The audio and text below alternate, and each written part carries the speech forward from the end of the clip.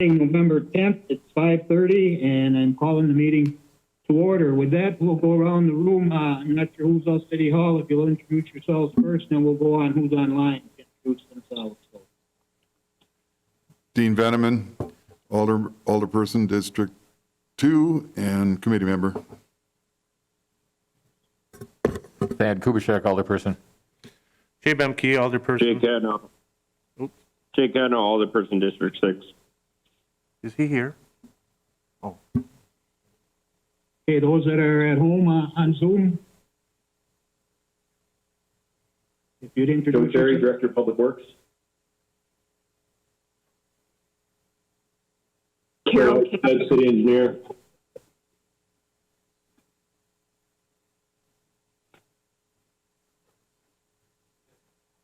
That's everybody. We'll go to item number 2, and that's to review the DPW report. Joe, do you have some highlights you want to talk about there? Or? Yes, thank you. The report is on the city's website on the Public Works page. A couple of high points for the month. In buildings and grounds, we've wrapped up our mowing and most of our leaf pickup. Staff is out trimming plow routes, trees that overhang the street, and we continue with some stump grinding. We should finish that sometime up in November. In engineering, we're still working on implementing the new degradation fees.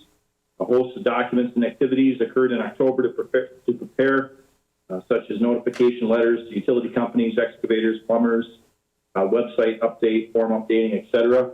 We do still need to get the ordinance language in the on the city website, and we're working with the city clerk and city attorney to get those things updated. Obviously, with the elections, there's going to be a little bit of time yet before we can get that done.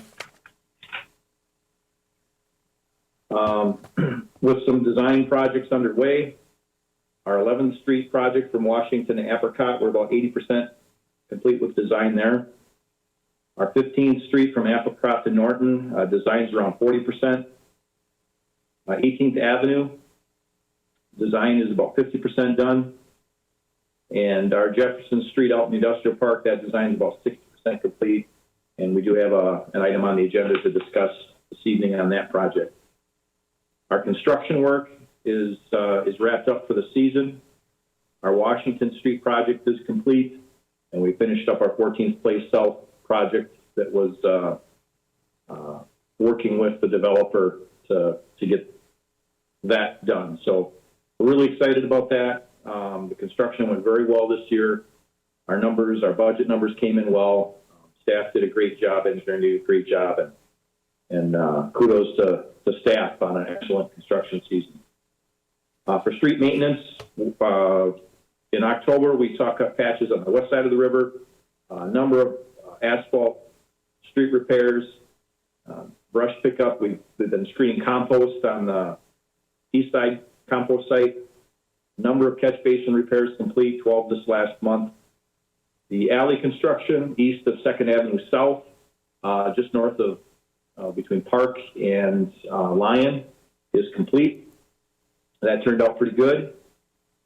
We've graded our gravel roads and alleys prior to freeze up, so that works complete and looking good.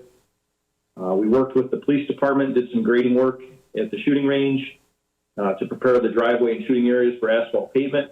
Subsequently, the counties come in and pave that, and our staff has finished it up. It looks great. I think it's something the police department will be extremely proud of for years to come. That shooting range area is greatly improved. For paint and signs, we replaced seasonal banners downtown, replaced numerous 30-inch stop signs, and did some street line painting while the weather was decent. At wastewater, we finished hauling away the remaining biosolids from the drying pad that was taken by a local farmer. So we should now have enough space to store the entire winter on site without issues. The collection staff at wastewater is transitioning from catch basin cleaning and dead ends to root cutting and priority televising. We're trying to do a good job of planning, and televising is a part of that to ascertain the condition of our sanitary sewer mains. October is historically a very busy time for our industrial customers with the harvest and our cranberry industrial customers. Typically, BOD concentrations increase dramatically, and we have some real challenges at the plant. But again, with the partnership effort that the city has made with our industrial customers and our active levels of communication and our new, relatively new contracts, the BOD concentrations have remained nearly normal, and the plant performance is absolutely outstanding. In fact, it was better in October, really, than it's ever been before. So, big thank you to our industrial customers and our staff for, for the continuing good communication and relationships. And at the end of the day, a plant that's running well and has capacity. That concludes some of the highlights. The whole report is online, like I said, and if you get a chance to take a look at it, it was, again, a very, very active month and with a lot of work done. Thank you, Joe. If anybody has any questions, would you speak up right now? Otherwise, we'll move on. Vote item number 3. That's to review the mill and overlay maintenance procedure and project selection criteria. Joe? Thank you. So in your packet is a referral. It's a referral that's been there for a while. We've been discussing this for some time. On our referral list, it's to develop a street resurfacing program separate from but complementary to our chip seal and street replacement program. A little background: the city performs maintenance on asphalt streets primarily by asphalt patching, crack filling, and chip sealing until the street can no longer be maintained. Oftentimes, the ride quality of a road deteriorates to an unacceptable condition if there's numerous utility patches and shrinkage, cracking at joints. The city attempts to mitigate some of this through some hand sealing and work prior to chip seal. On some of those streets, that's an effective method, but on streets with a significant number of patches, it just isn't practical. Nor is it appropriate to fully reconstruct the street. So in these situations, a mill and fill or a similar maintenance technique can be very cost effective, result in a much improved ride quality, and helps defer other costly maintenance activities. So prior to performing any pavement maintenance, any method needs to be evaluated to ensure the best value and appropriateness for the conditions. The purpose of the operational procedure that I'm going to go through tonight is to be a tool to guide in the selection and execution of our mill and fill projects, given the current technologies and products available. At the end of this, I don't think that there's a need to take any action. Certainly, the committee can do so if it feels it's appropriate. This is more of a operational policy. I'm going to go over the policy here real quick. It is in your packet. Number 1 is the reason. A mill and fill overlay is a maintenance activity to extend the existing street structure of life, so costs will not be assessed to adjacent property owners, and that fits within our current ordinance. 1.5 inch asphalt is the maximum existing pavement that can be milled, and 2 inches or less of asphalt surface will be placed over the milled surface. We'd expect that there may be some minor patching of base, or there may be some patching of some existing pavement that needs to be performed where necessary, but that shouldn't exceed 20% of the project. Minor curb repairs will need to be performed prior to milling and overlaying. Structures will be inspected and repaired as necessary prior to milling and overlaying. And the entire roadway may be milled and overlaid, or just the driving lane. Right? It really depends on the project and the conditions, and the potential for cost reductions if that's a reasonable method. So selection criteria is important. This is not a solution for all of our aging roads. The pavement age should be around 40 years old, where the pavement is near end of life, but the base course and sub-base structure and otherwise the road surface, the structural surface is sound. There needs to be at least 75% of the curb and gutter in good condition, and the remainder of it needs to be in a maintainable state. We can make some minor repairs and get it back up to a reasonable condition. We need to evaluate to make sure that chip seal or less costly short-term maintenance isn't suitable to maintain that ride quality, or it may not be suitable. Chip seal isn't necessarily suitable, maybe due to certain traffic turning movements or certain loads in certain areas. Underground infrastructure is expected to have a service life of at least an additional 40 years. That's important because what we're really trying to do here is plan obsolescence, so the street's dead at the same time as the infrastructure underneath it. So when we're doing a full reconstruct, it's at the right time for everything. We need to make sure that there's minimal base course and reflective cracking potential. If that occurs, that those streets may benefit more from a different process. And asphalt pavements above concrete bases are not generally candidates for mill and fill. Got some example costs. This makes it, this needs to be updated from time to time, but it makes it a handy tool for us to evaluate if it's cost effective. Costs are estimated to be approximately $12 a square yard for a mill and overlay.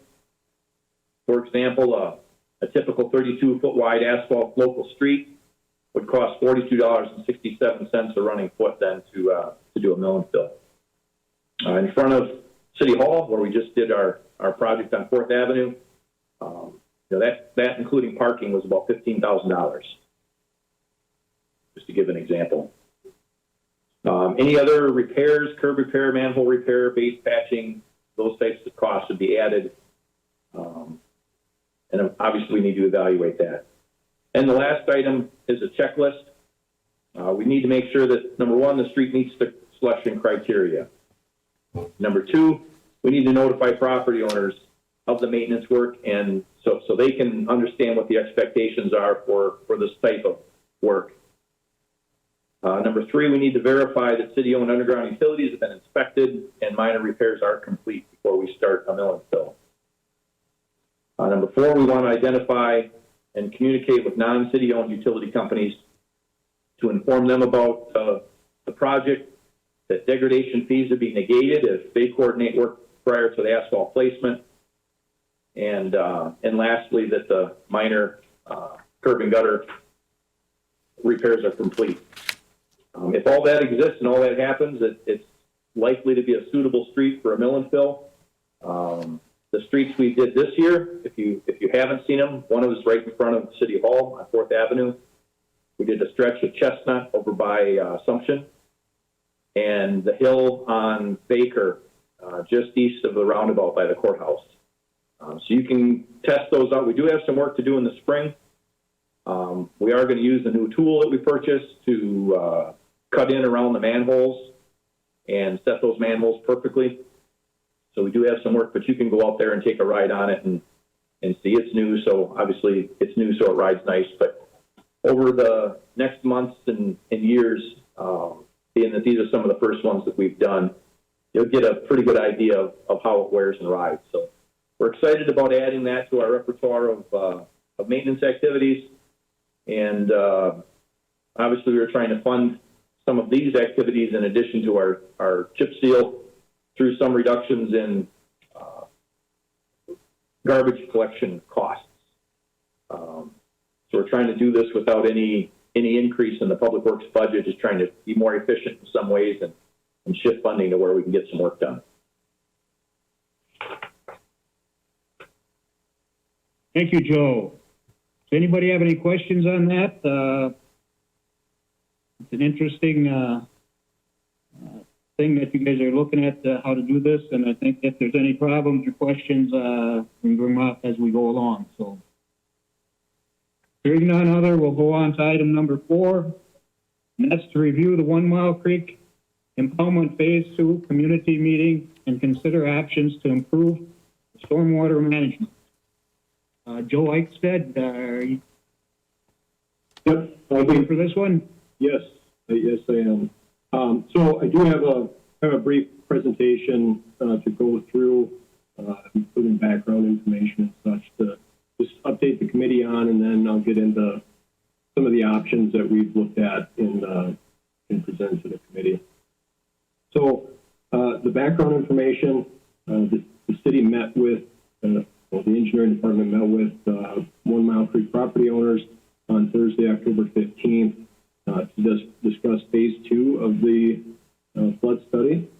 And the goal of this study was to provide answers to everybody's questions, both the engineering department, the city as a whole, and the property owners, to hopefully arrive at a decision point on granting easements to the city for performing the project work. At the meeting, we requested that the property owners notify us, kind of where they stand after that meeting as to whether they would consider granting the city an easement or not. 3 property owners have gotten back to us: Carol Katzmark, Scott and John Freeberg, and the Stoltzes. They're in favor of dredging both the lower and the upper ponds, along with repair and replacing both the lower and upper dams. Included in the packet, I do have a variety of information, including the meeting agenda and minutes from that property owner neighborhood meeting, including exhibit maps and the meeting sign-in sheet. So I guess just a point of clarification on the maps, the lower pond, which is the larger pond, that abuts 2 Mile Avenue. And so for any references to the lower pond and the lower dam, that's the dam, or the pond and dam closest to 2 Mile Avenue. The upper pond and upper dam is the pond and impoundment area just off of Lincoln Street. So going into some of the benefits, just kind of capture what the city's looking at and perhaps what the property owners are looking at for benefits afforded to each party, I guess. The benefit to the city as a whole is that the 1 Mile Creek ponds, they're already treating stormwater to a large degree. And it's a very cost-effective option for the city to consider. And the DNR does allow this provision to use an inline impoundment to treat stormwater runoff. But they've got some strings attached to it. One of them is that the city has permission and authority to go in there and maintain those ponds. And then also that the dam structures are properly permitted. And so the underlying reason for the city to pursue this effort in getting permission to use these ponds for stormwater treatment is primarily because they are so cost effective at treating stormwater. And so, as an example, the 2 criteria that we look at from a pollutant standpoint, one of them is total phosphorus, and the other one is total suspended solids. And so for the lower pond, for instance, the total amount of sediment that's removed in theory from that lower pond is 34.5 tons on an annual basis. That works out to about $6,700 per ton removed per year. The city also has the stormwater management plan, a master plan, that identifies other potential options for the city to look at for installing ponds to meet the treatment requirements. And just for comparison purposes, the next most cost-effective option to the city is a proposed pond at First Street South and the Review Expressway. The comparable treatment efficiency of that pond is 7 tons of sediment removal per year. So we go from using the lower pond at the 1 Mile Creek at 34.5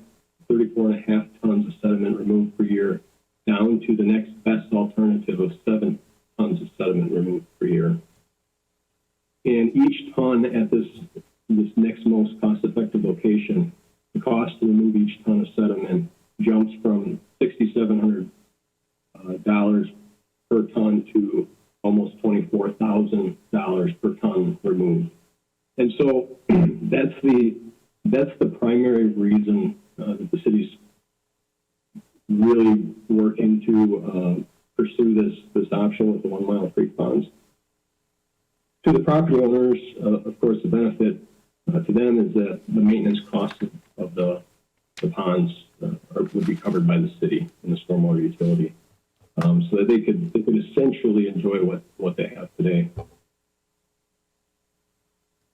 Moving on to options to consider, I guess the way, at least from an engineering staff perspective, there's 3 primary options that are on the table. The first one, at a cost of around $233,000, is to repair the lower dam and dredge the lower pond. The second option is to repair the lower dam, remove the upper dam, dredge both reservoirs, and so essentially making one large pond at a cost of approximately $307,000. The third option is the do nothing option.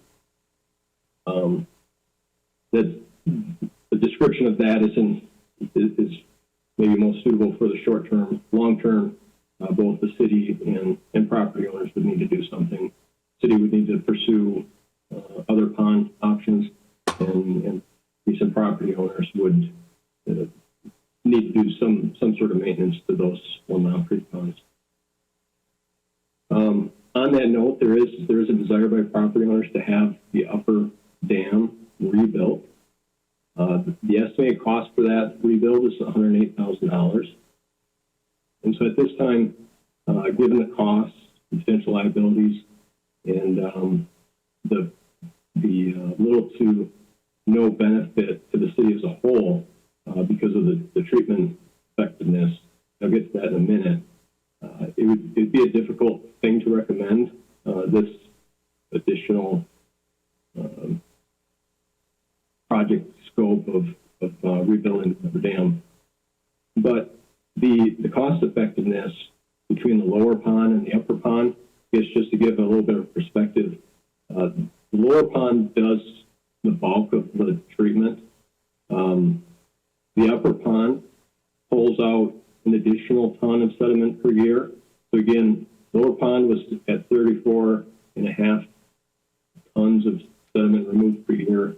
The upper pond removes an additional 1 ton of sediment per year. So the cost per pound of sediment removed jumps significantly in that case by adding in additional costs with the upper dam. Amongst other concerns, such as the ability to get another dam permitted by the DNR. Of course, both of these structures are not permitted currently, and the DNR has requested that if the city were to pursue this option, that's a caveat to them approving anything.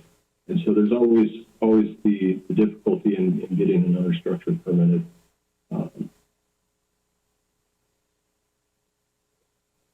So I guess that brings me to the recommendation from staff at this point.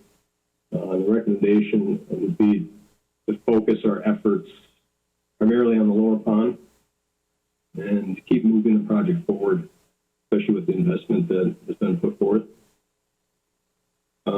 There are only 4 property owners on the lower pond, so there's an advantage, I guess, in that regard to be able to continue to move and coordinate things easily. And we can answer some of the remaining questions by doing that with the permitting, with the DNR, and going through some of the nuances and things that are yet to be before us. But in addition to that, just identifying exactly what dredging costs and stuff would be. But, perhaps some point in the future, the upper dam and upper pond could be reconsidered with the information that we gather working on the lower pond.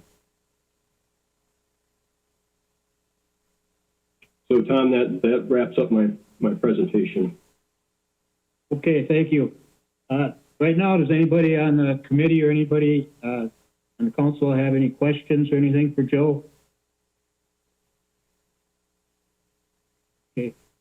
We do have, I think, a couple residents from the area that are, I think, online that I believe would like to participate in the meeting here a little bit anyway. So are the Stoltzes there?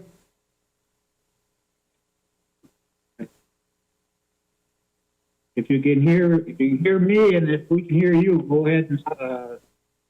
Okay. If you want to. Great.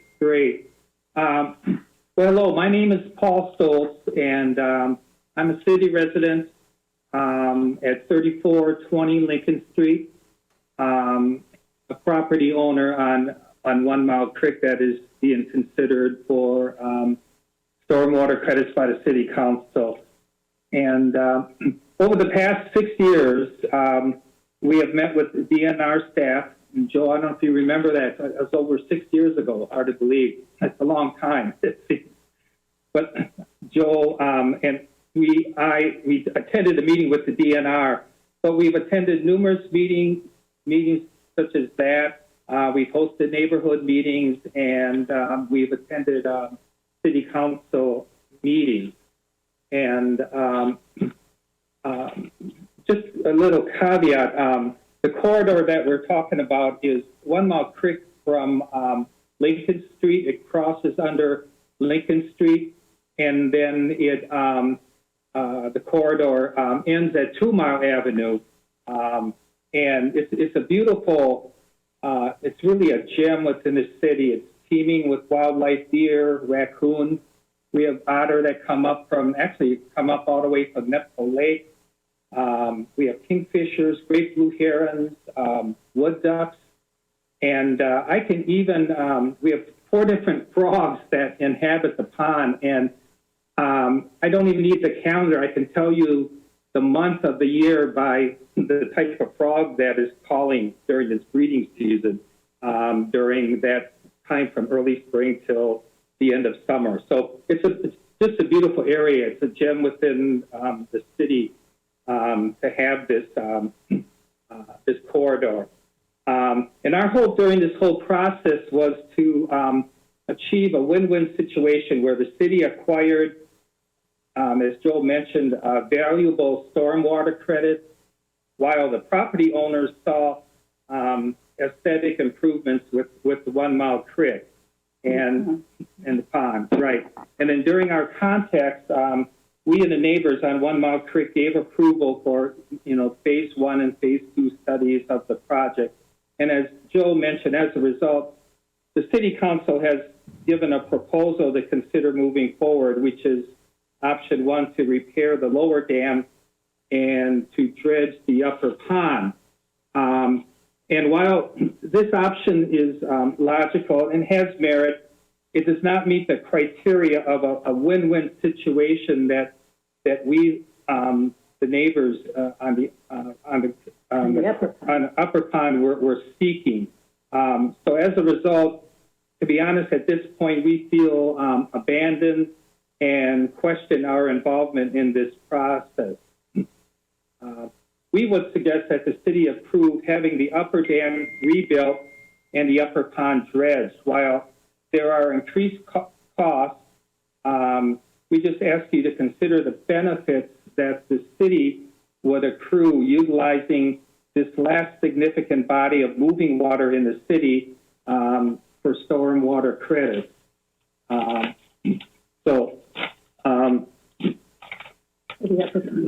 Right. This option would create a win-win situation, as the residents of the upper pond would have the increased aesthetic value on this part of the pond, while the city would obtain the increased valuable stormwater credit in perpetuality using the natural corridor of the creek there. And so we feel that the additional cost, it pales in comparison when one considers the overall significant long-term savings the city gains by using this natural waterway. So in summary, while the cost may deter this option, to obtain the goodwill of the city residents, improve the quality, the natural quality of the neighborhood, and still gain some additional stormwater credits, it becomes a question or a warning of, are we being penny wise but pound foolish? So thank you for giving me the opportunity to present. You bet. Okay. Now, quickly, anybody have any questions for the Stoltzes? And do we have online Carol Katz? Is she here?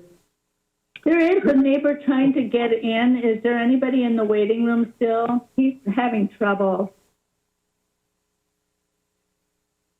Who is? Scott Freeberg is trying to, he says he's still waiting for the host to let him in. He's in now. He's okay. Okay, thank you. Carol, you have a few minutes or a few comments to make? Yes. Can you hear me? I can. All right. When we met, the neighbors on the upper pond, we all met yesterday. So to avoid having you hear the same thing repeated, we went through, and I'm going to talk a little about the history of the upper dam. When I'm in 1997, the city contacted the owners and asked us, had said that they would like to dredge the pond, and asked us if we would submit $500 each to help with the cost. And we all met and we agreed. And in 1998, the pond was dredged, and that's the last time that the upper pond was dredged. The lower pond has never been dredged. And when they filled out the paperwork, they had said in here the purpose, need, and intent of the project. The pond is a settling basis for runoff from the city street, and it is nearly filled with silt. So, as of today, when you look at the creek, and here's a picture that John Freeberg, my neighbor, she had taken. The creek is now full again of silt, which is from the runoff from the city street. So, when we did this, the dredging in 1998, and they gave us this paperwork, they gave us a form that went through like this and had said that, the silt is up to here, so we only have like a foot of water. We're even beyond that, and I guess as upper pond owners, we're concerned because the silt from the runoff is going to continuously be building up and being built up. And it's not something coming from our backyards. It's something coming from, the city streets coming in here. So we were disappointed to hear Joe's recommendation that you only deal with the lower pond and not dealing with the upper pond, because in effect, these two ponds work together. We're taking the brunt of all the silt coming in. It's being blocked by our dam, so it's sitting in our creek. And then the lower pond, which has never been dredged, and you can't see the bottom when I'm walking by or on my neighbor's land and that. So, they're not going to have as much to dredge because we're the ones that are carrying it in our pond. So it was our hope that at least, if the city wouldn't consider fixing the dam, at least they would dredge our creek to get rid of the city silt that we're collecting. originally, in 1998, when we went through and we agreed to this, the city had said that they were going to come on Lincoln Street and dig out silt in there frequently so that it wouldn't continuously be going down, into the other, the southern part of the pond. That never happened, unfortunately. So I guess as homeowners, we just feel we're collecting all of the city silt, and, we're at a point where our pond is pretty soon not going to be a pond because it's just going to be filled with this silt. Okay, thank you. So did anybody else want to speak then? Any of the other neighbors?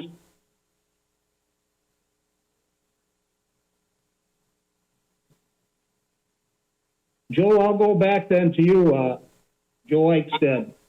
Do you have any comments on, I guess, what we just heard with, about the upper pond? Yeah, I would, I guess, just capstone all comments and Karen's comments with, it really is meant to be a win-win project. The difficulty comes in when the costs are added, liabilities are added,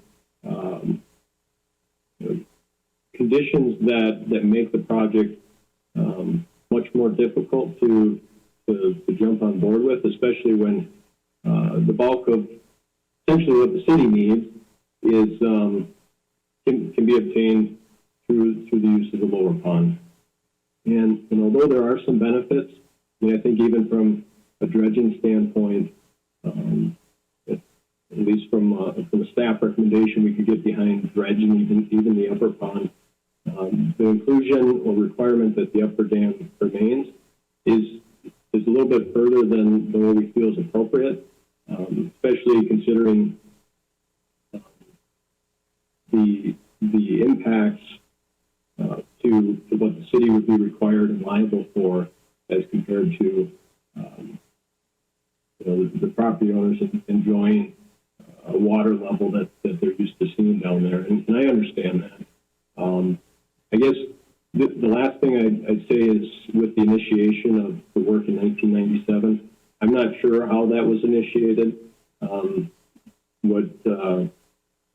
It seemed to be conveyed that the city approached all the property owners and initiated the project.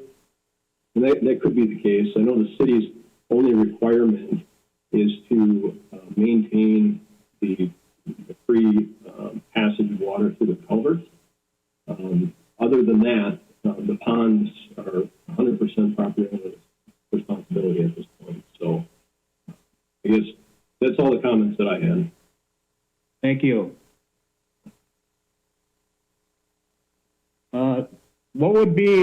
What's the cost again, Joe, if the upper and lower were both dredged, but the upper dam wasn't repaired?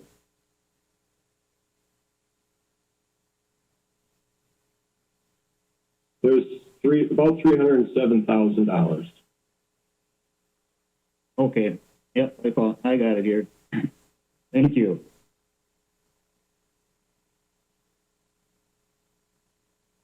And currently, as I'm reading in budget request, is $270,000. That's correct. That's correct number. Okay. Yep. That's currently what we've got budgeted.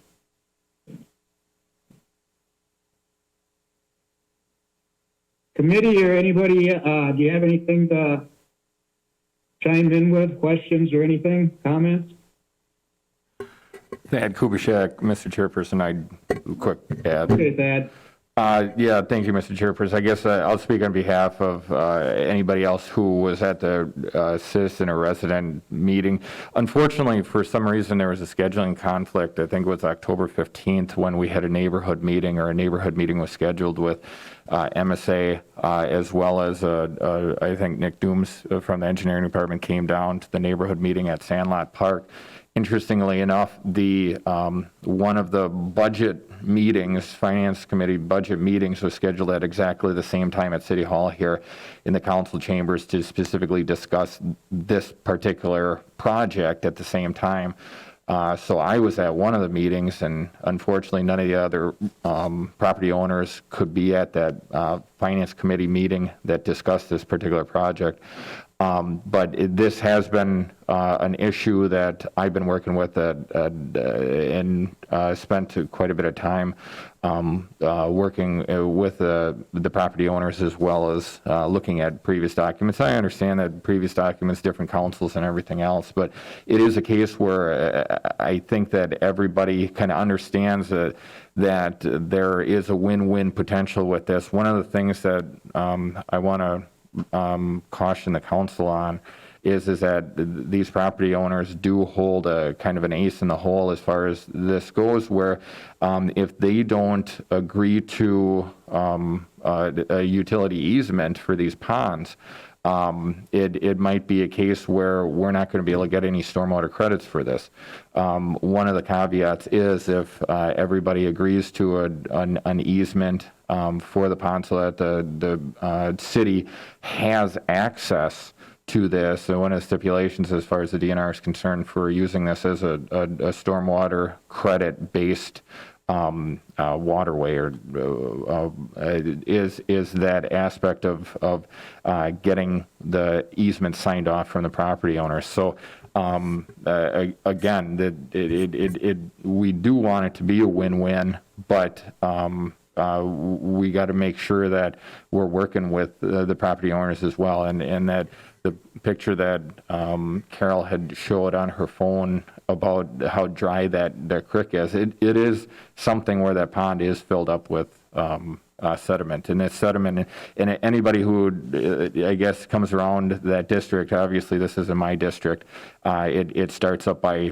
kind of kitty corner from Lincoln High School by A Street, by the expressway on 16th Street, and travels all the way behind the airport at a kind of a diagonal. And that picks up storm water from everywhere on A Street coming down, and all kinds of asphaltic surfaces around, impermeable surfaces. And at times when it rains and pours, kind of like it did today, the water does flow significantly through there. And at that point, that is one point where all the sediment congregates and kind of fills up. Almost, I don't know if I could compare it to kind of the concept of a septic system where all the solids fall down and then the clear water flows over the top of the upper dam and then goes into the lower dam. And that's where all the solids are being collected from the whole A Street corridor. But again, this is a case where I think we can kind of find some mutual ground here, and I don't think that it's a request that's completely out of line with what the property owners are suggesting here. So I guess what I'm suggesting is for any of the council members who don't know what is kind of transpiring here, both the residents who have sent emails as well as myself, we can also kind of fill you in too. So thank you, Mr. Chairperson.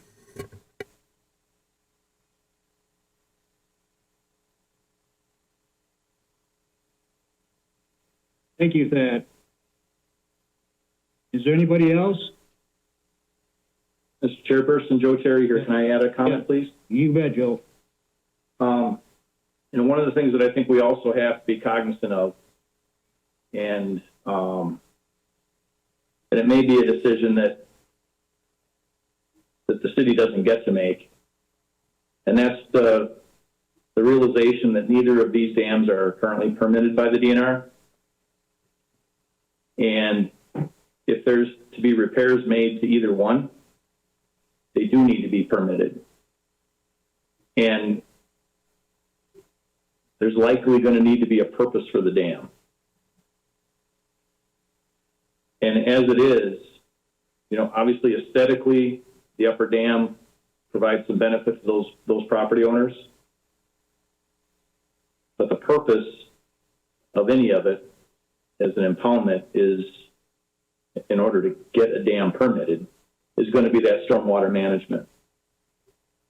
And even if there's a desire to keep both, even if that was, you know, aesthetically that's what everybody wants, that may not be possible.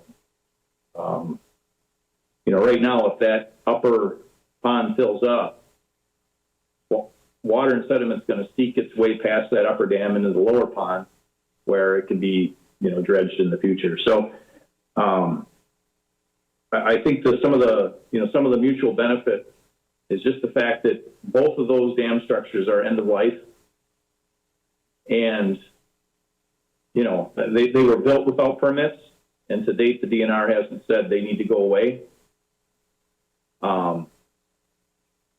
And I think with, you know, if there's repairs made to them without being permitted, that generally isn't looked upon favorably, right? I mean, we're supposed to comply, and property owners are supposed to comply. So I guess making a long story short, I think there's a very good case for maintaining the lower dam.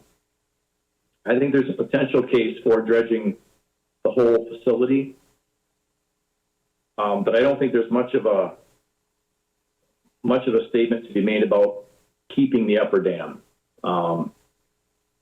Again, from a city perspective, from the property owners that live around there, they certainly have a different opinion. They would not agree with me, and I can see that viewpoint. But I just wanted to throw it out there that even if there's a desire to keep both, we may not be able to be permitted to do so. And that's all I had. Thanks. Thank you, Joe. Tom, this is Dean. Okay, Dean. In reference to what you're just talking about, Mr. Terry, if we repair the lower dam, we're going to have to get that permitted as well, right?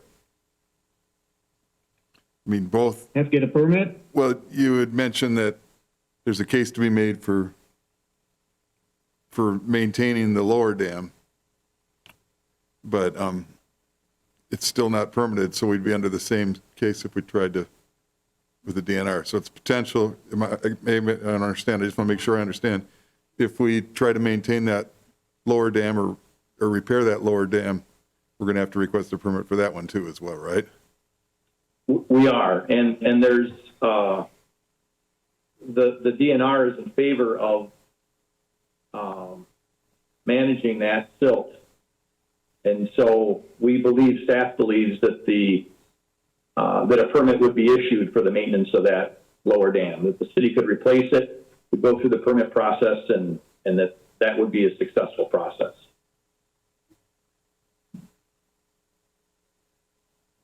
I understand. Thank you.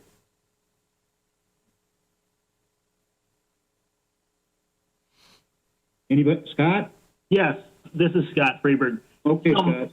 So my thoughts on this, and we've talked at some of our neighborhood meetings regarding the upper dam.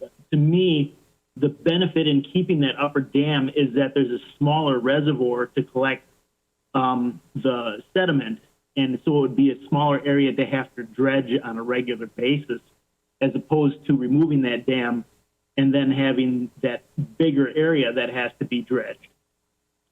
So from a maintenance standpoint, to me, it makes a lot more sense to have a smaller area that you would have to dredge, and that's the way this has functioned for years, that, you know, they've only had to dredge that upper dam to maintain the sediment, and the lower dam hasn't had to, or I should say the lower pond hasn't needed to be dredged because of the upper dam doing all the work of collecting all that sediment. So that's kind of my what I'm seeing, you know, out my backyard, collecting out there. You know, all that sediment is collecting in our area, and now that the upper dam is got some structural issues obviously right now, and so there's sand washing through into the lower reservoir now. So obviously, you know, and I totally understand, you know, the permitting the dams. I understand that's what the DNR is requiring and all of that. But I guess, I don't know, from a maintenance standpoint, it looks to me like it would be beneficial to have that upper dam in place to have a smaller area to dredge. So those are my comments. Thank you. Thank you.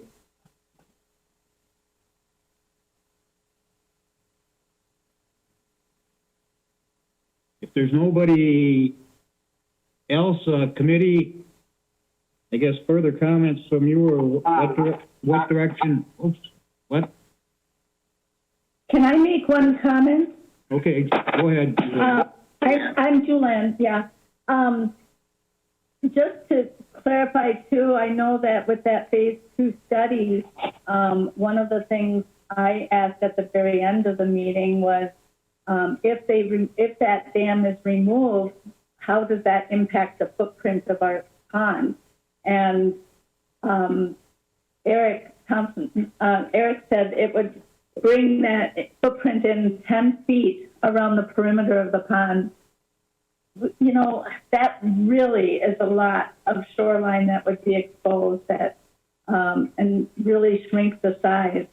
I know when we worked with the DNR at the beginning, and at that time it was Joe Balin, he has since retired, you know, they were explaining to us the process of permitting and, you know, submitting plans and all of that, and all this hydraulic analysis having to be done. Well, that's what this phase 1 and 2 studies were.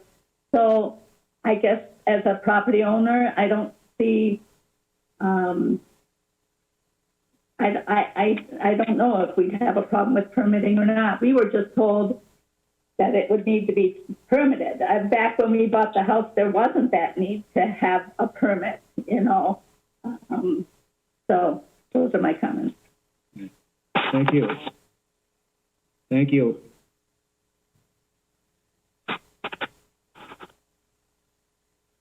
If we go back to, I guess, the option 1, and that's just the repair of the lower dam and dredge the lower pond.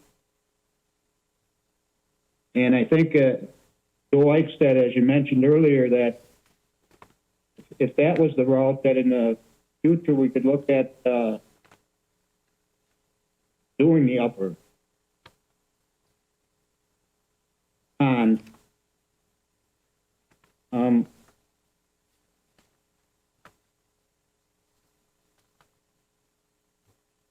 I'm just wondering if that isn't right now the route to go, but I don't want to put it off that nothing would happen with the upper one down the road.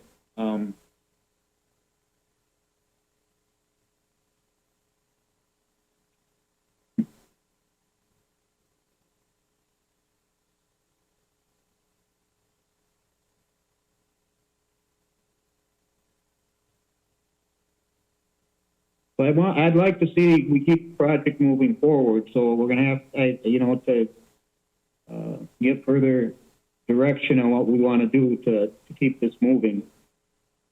So I don't want it to come to a stop. Committee, I guess we're going to have to come up with something here this evening, if we can, to see how we can take care of the immediate problem, or the whole problem. And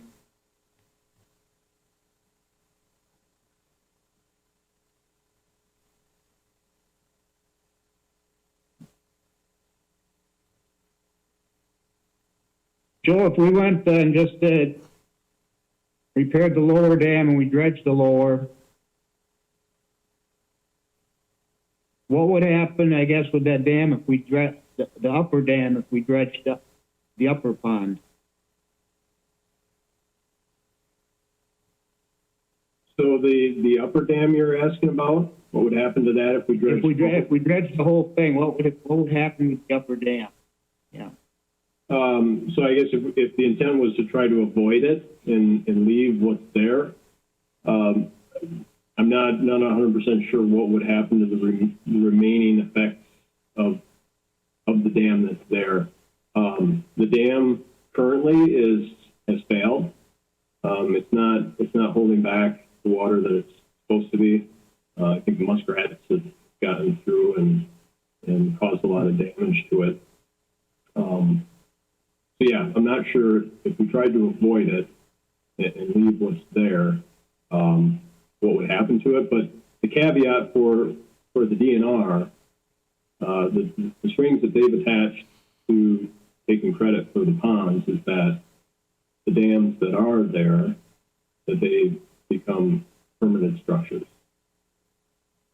And so that's something that if the city were to dredge the upper pond, we wouldn't be able to get credit for that unless we also got it permitted.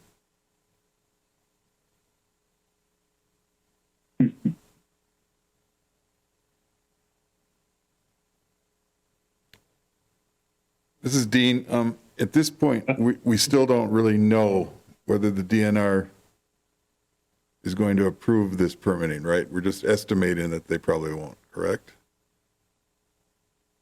Yeah, it's speculation at this point. So with the speculation, with the increased liability, with the increased cost, the increased perpetual maintenance to the city, all of those things are kind of tipping the scales away from pursuing that as a reasonable option. Now, there is a potential,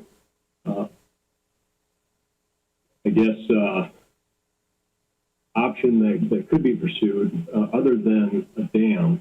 Dams are highly regulated structures that they take a lot of effort to get, they take a lot of effort to keep, annual inspections, upkeep, those sorts of things. But like Mr. Freeberg had mentioned, it's not unusual, and it certainly is a benefit to have what they call a forebay that does pull the sediment out initially to save the need to dredge the entire basin down the road. You have to dredge the smaller basin more often, but to do that with a dam, it takes it to a whole nother level. Perhaps if we weren't talking a stream, and this is where it gets kind of gray from my perspective, and then have to evaluate with the DNR, but if it was just a regular pond, we'd use an earth embankment to separate a forebay from the main pond. And so, there may be other structures that could be used that aren't actually classified and permitted as dams, but I don't think that it would obtain what the property owners of the upper pond are looking for, which is a structure that can hold back a couple feet of water above that of the lower pond so that they can keep the size of the permanent pool that they have there. Gotcha.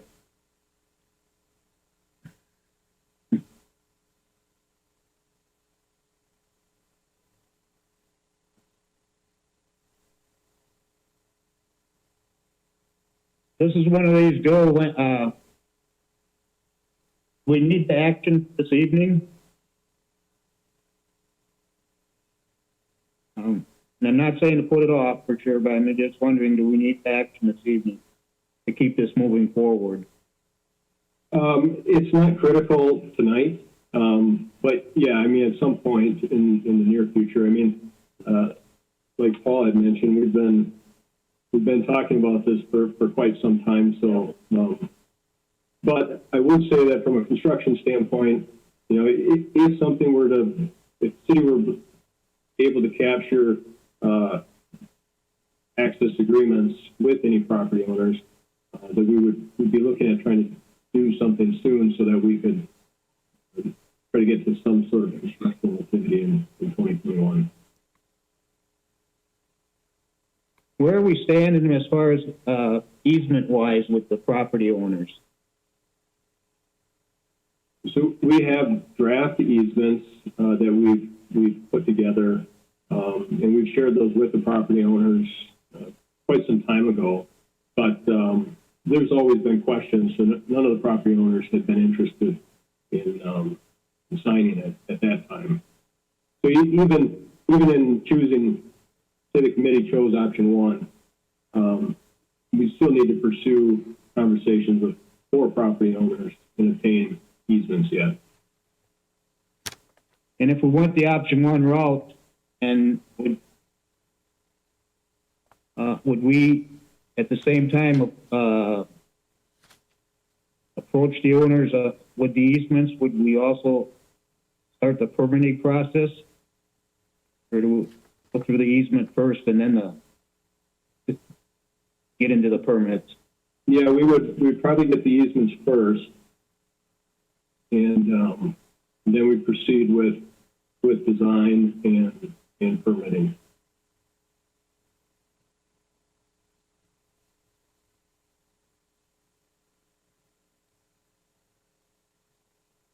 Well, we'll see where we'll go with this. I'll make the motion that we go along with option one to start with, but to follow, I think, go with what, this isn't part of the motion, I guess, but, I think your comments originally were to see where this would take us maybe down the road and what possibly to do with the upper dam, so I'll make a motion that we go with option one, see what happens.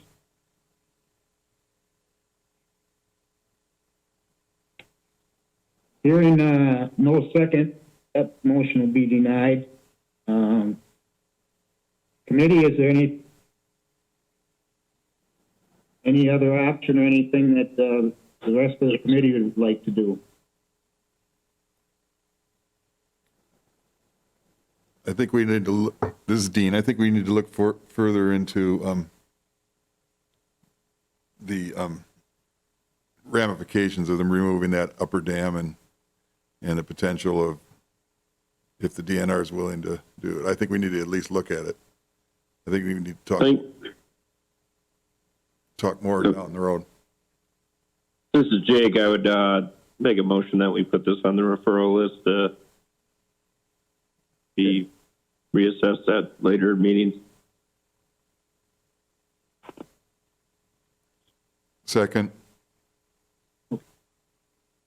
Okay, I'll call for the vote. With that, there was not going to be hopefully not a long delay that will bring it back to the committee again. So, because this has been something that has gone on for quite a while. So, committee, all those in favor? Oh. Tom, can I make just a comment? Yeah. Not trying to sway anything at all here, just making a comment that we're not going to get an answer from the DNR whether or not they would permit it unless we go through the process to design the dam and request for it to be permitted. There's no trial, would you consider this type of thing? That's not how they work. So we can do that. We can take time to continue to consider options. But if the thought process is, well, let's see what the DNR will allow and not allow, that would take a substantial cost and potentially a lot of risk. I think at the end of the day, you select the process that you're comfortable with, and then we spend the money on design and move forward, and you get what you get. Thank you. And I guess that makes sense to me. And that's why I guess when my comments were, it wouldn't be long, I think that would bring it back to the committee to take action. And that's keep the thing in motion, to keep it moving. So committee, all those in favor of, Jake, would you want to repeat your motion just to make sure I got it right? A motion to put it on the referral list. Okay. Motion, and that's where my comments then come back, that it won't be too long. Probably. So committee, all those in favor of putting this on the referral list, respond by aye. Aye. Aye. Opposed? Aye. Make it 2-1. Thank you all on that. We'll be revisiting the issue in the near future. On that, we can go to item number 5, and that's to review the current snow and ice control policy. So, after speaking with Chairperson Rayom, there's a desire to get this on the agenda. The policy is in your packet, and for the purpose of having it there for this month, really, it's so that you can take some time to review it. I know that staff has some desired changes to this policy, but we are not to the point where we have a draft ready to go. But getting that we are into the snow and ice season, wanted to make sure that you have a copy, that oftentimes there's questions during the winter season about, why do we plow a certain way?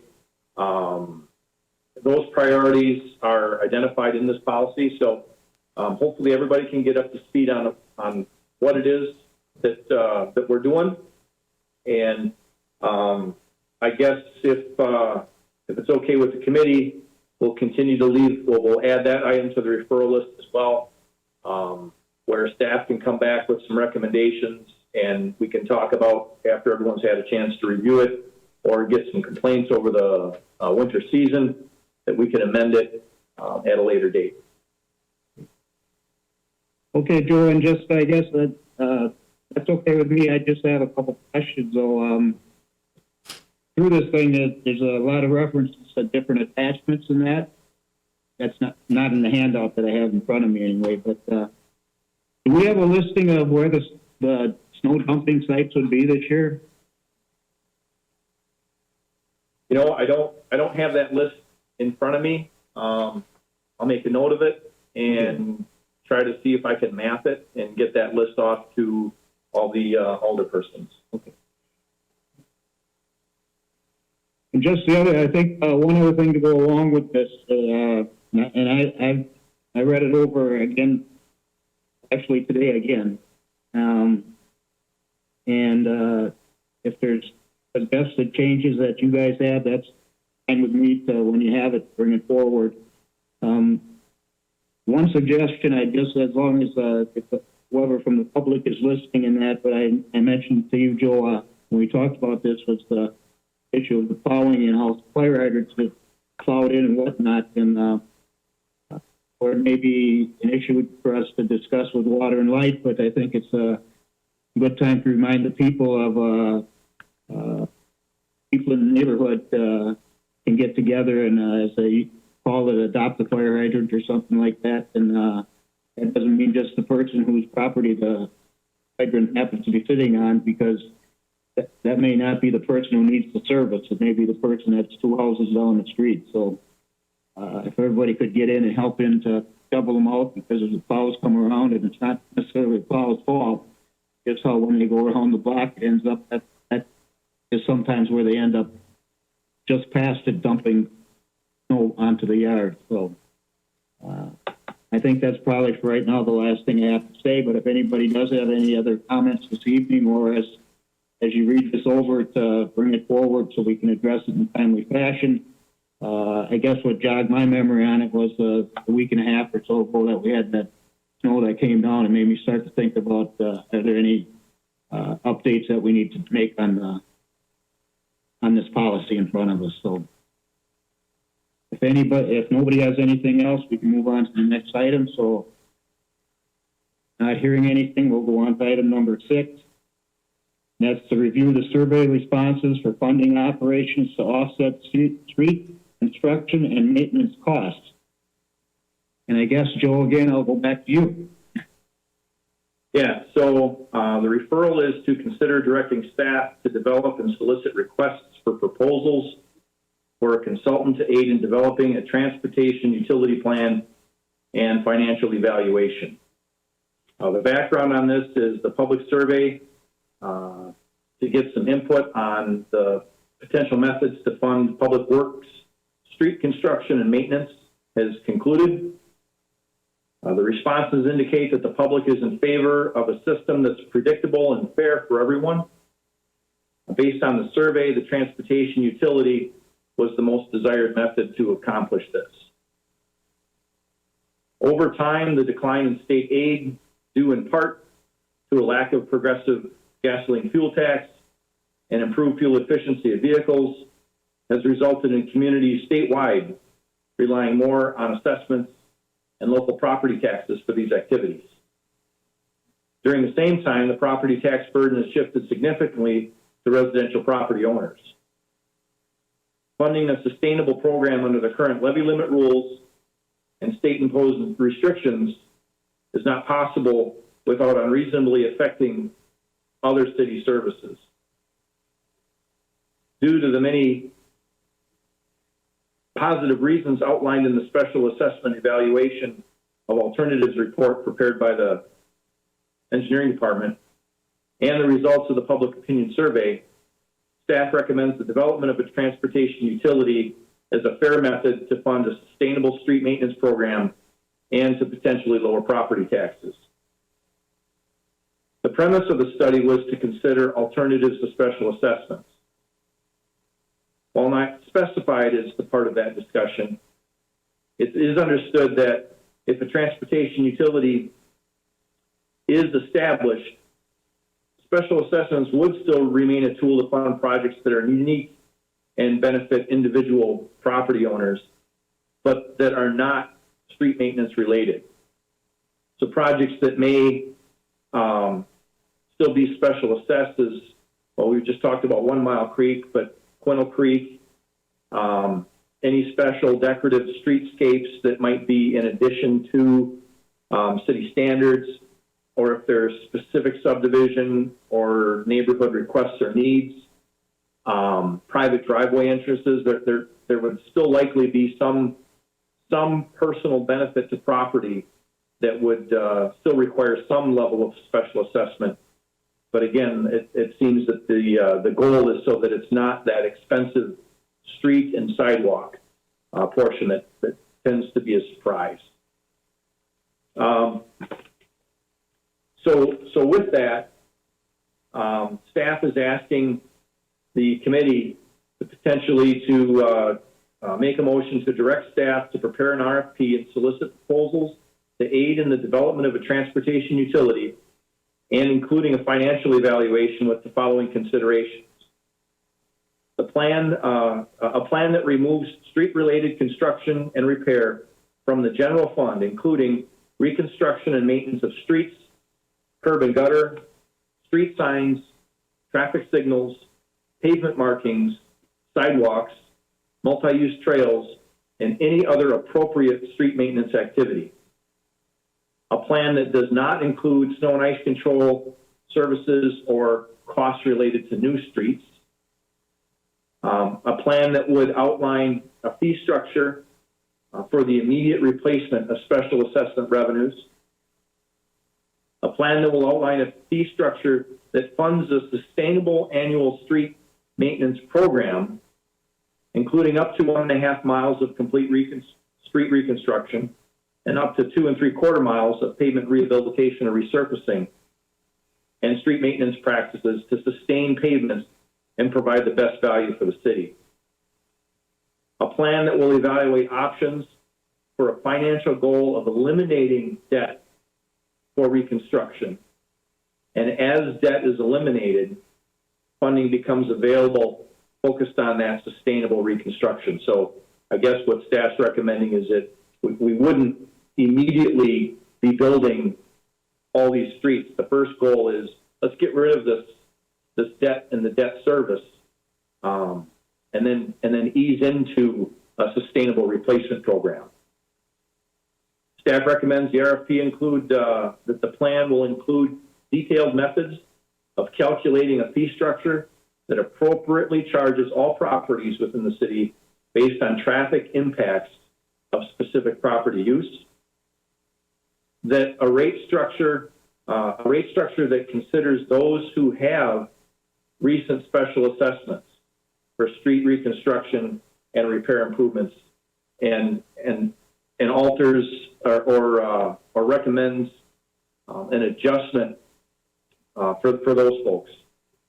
And that the plan would include a financial evaluation and illustrations to describe current and the proposed distribution of costs and estimated fees based on the city's desired scenarios. And that this service that the RFP would potentially fund would be financed through the 2021 engineering budget, where $20,000 is currently requested.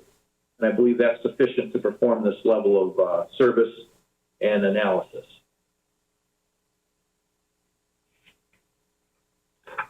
If you look in your packet, we did include a graphical summary of the preferences of the folks that took the survey. And then it is really small. If you printed it out, you probably aren't going to be able to read it without a microscope. But if you have it on your computer, you can zoom in. All of the comments from everybody are included in the packet. So you can see, everybody's response, trying to make it as absolutely as transparent as possible. I did leave out the names and addresses, though, to protect their privacy. And it was interesting. There, if you look through and read through the actual survey component, there were some people that just they didn't want anything. They didn't want the current assessment program. There are folks that wanted a little of everything. So the responses vary dramatically. But in the end, I think if you go through it, you can come to the same conclusion that people are really looking for a fair way to pay for our street system that doesn't surprise people, that it's not that sticker shock of the assessments, something that can be planned, they can plan for, and that it's fair. The transportation utility is fairly new. We would be one of the first in the state of Wisconsin.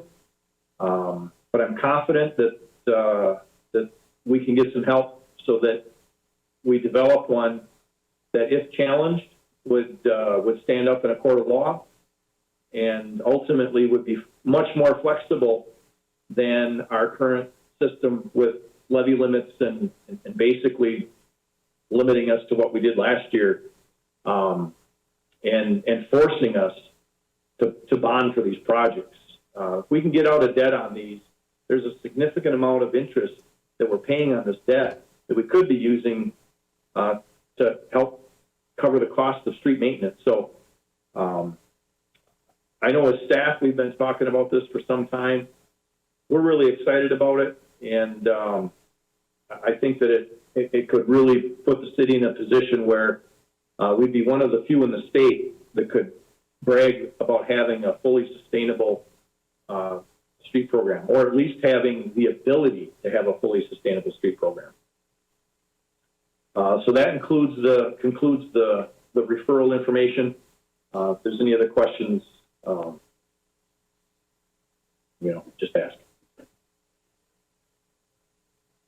Thank you, Joe. The only question, and I'm in favor of moving forward with this. The only question I have, and maybe I missed it through this, your scenario that you went through and reading what you had here, is that is something, and that is new, so maybe the answer comes with the RFP.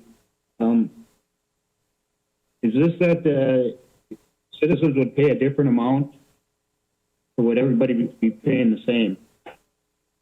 So it would. Or don't we know yet? No, I can give you some information there. So it would work similar to our stormwater utility.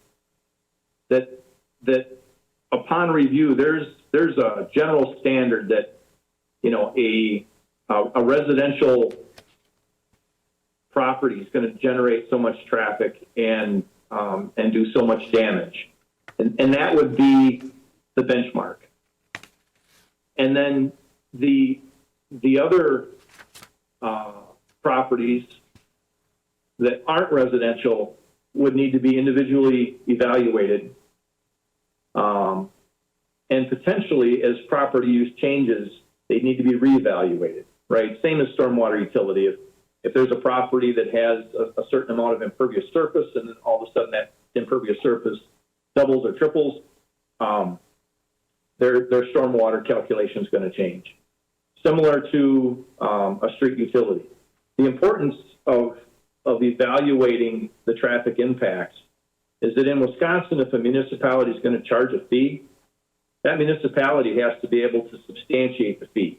It can't just be a general amount, because if it is, it's a tax, and we'd have to really still be in hobbles with our regular budget process, and so it does need to be set up as a fee, which is why snow and ice control, for example, cannot be part of the equation there.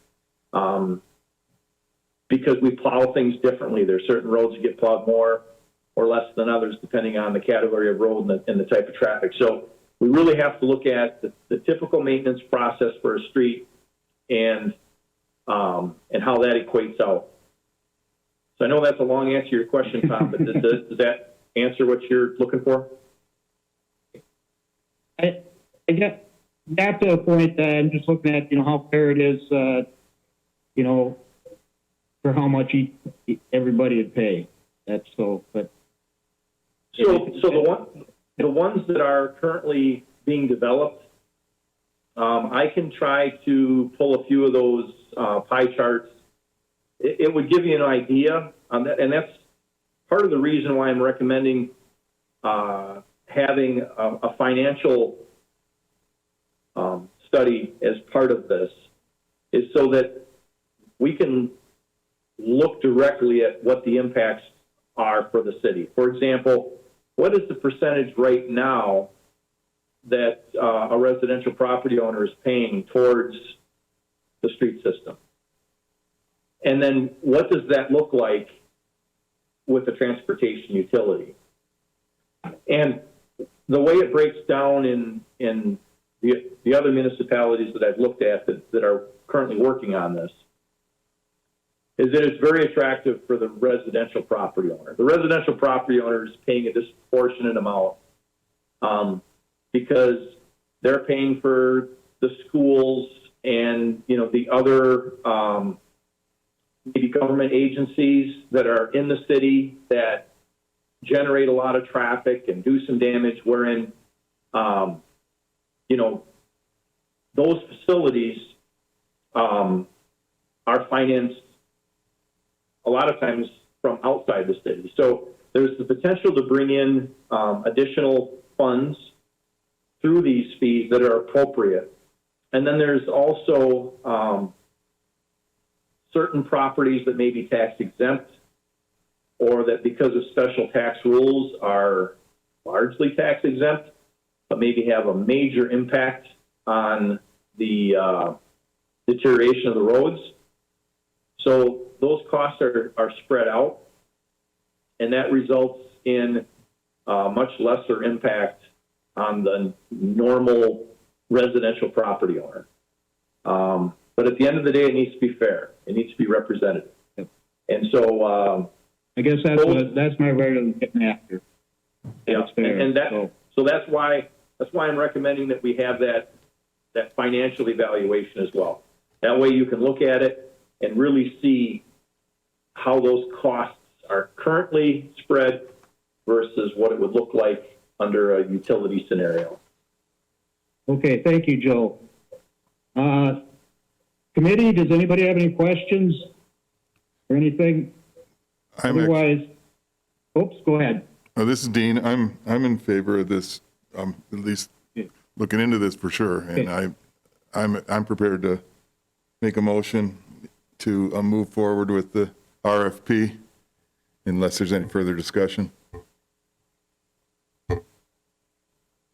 I'll second that. Have a motion and seconds to direct the staff to prepare an RFP for this. If there's no further questions, committee will vote. All those in favor respond by aye. Aye. Aye. Aye, 3-0. Thank you. Number 7, consider purchase of right-of-way to facilitate reconstruction of Jefferson Street east of 25th Avenue.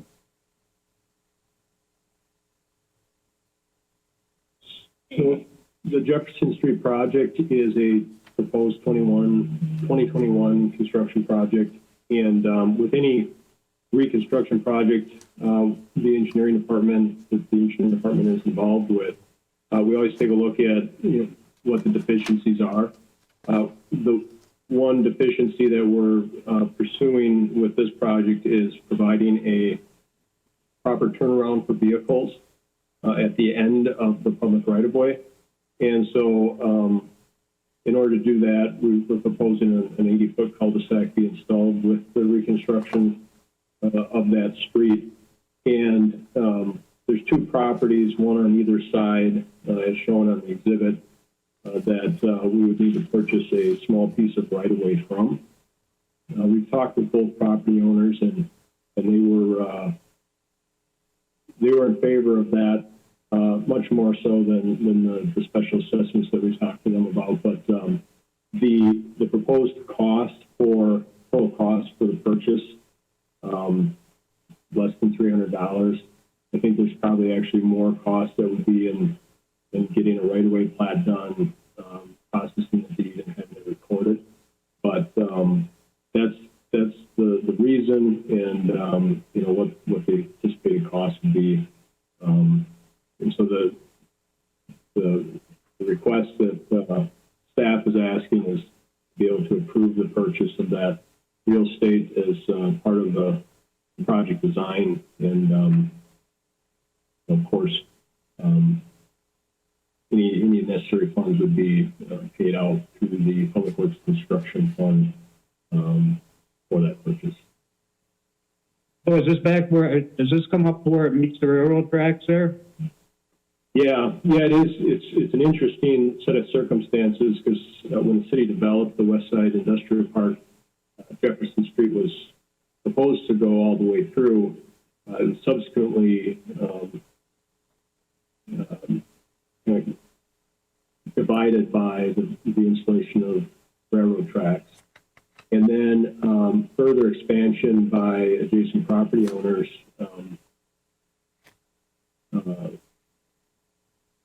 required that the city vacate some of that right-of-way. We still have utility easements through there, but it shortened up the actual public street. And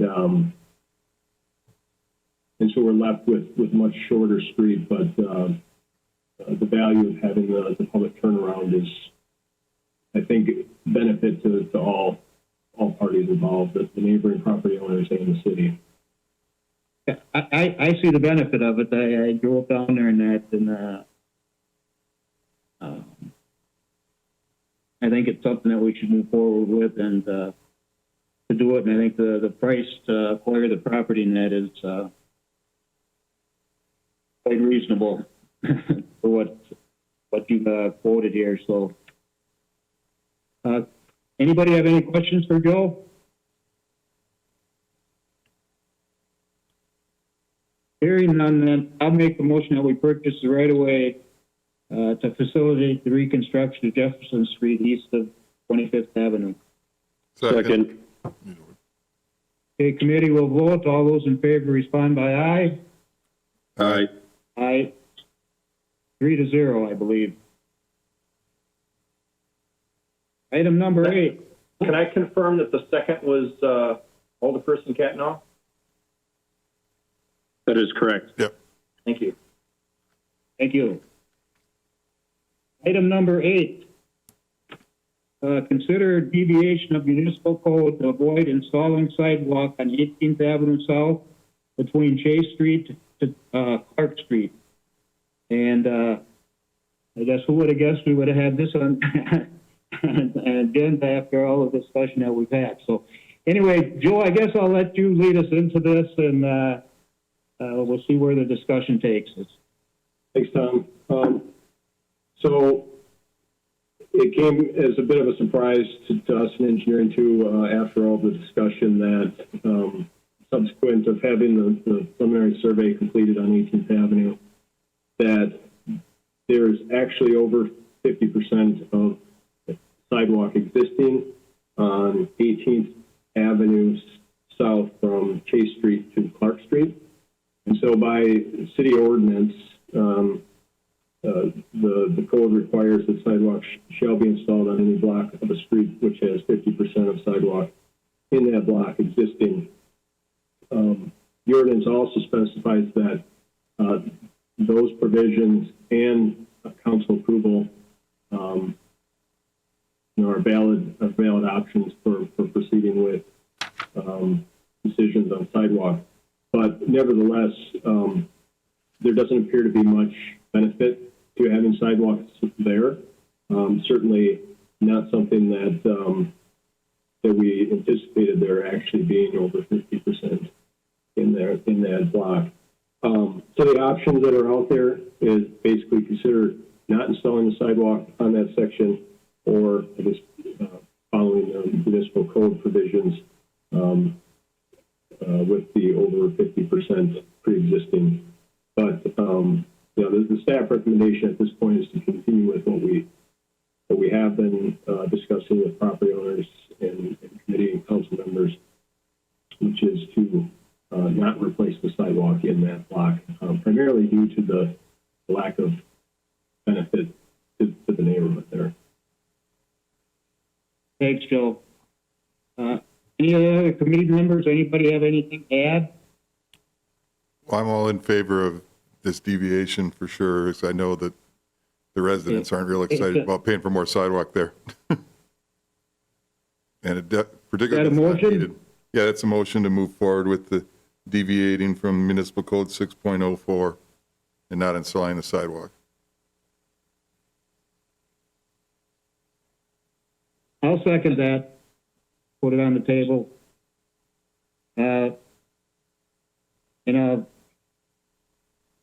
First I'll ask, does any other committee have anything to say other than, I guess, what Dean just said? Oh, just note, we have the code for a reason. I think we should stay with it, so I'll be voting in the negative on this. And I appreciate that. It's an interesting development, and it's where I do agree with, that I've been a proponent of sidewalks and that, but this is one that where I'm going to side with that we deviate from, and that basically because I think what we're doing with the street is that the intent was, other than the first couple blocks off of Grand, is that there wasn't going to be sidewalks. So I'm going to vote in favor of the motion, and we'll, I guess, see what takes place at the council meeting next week. But it's one of those surprises that doesn't pop up too often. But I was surprised when it when it was discovered. So anyway, committee, if there's no further discussion, I'll call for the vote. And all those in favor of the motion respond by aye. Aye. Aye. Opposed? Nay. 2-1. Thank you.